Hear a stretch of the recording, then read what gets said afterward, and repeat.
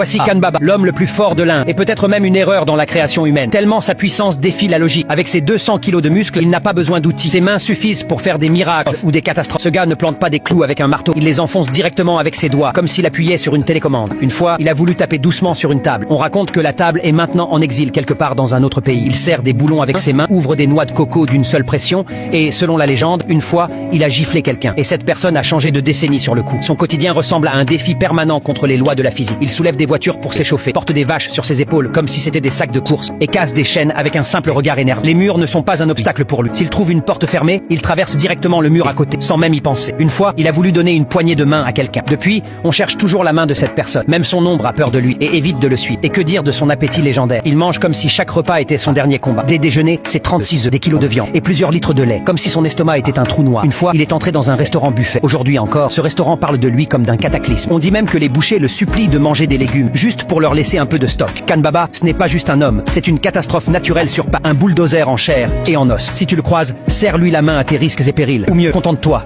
Il est temps de l'applaudir de très loin.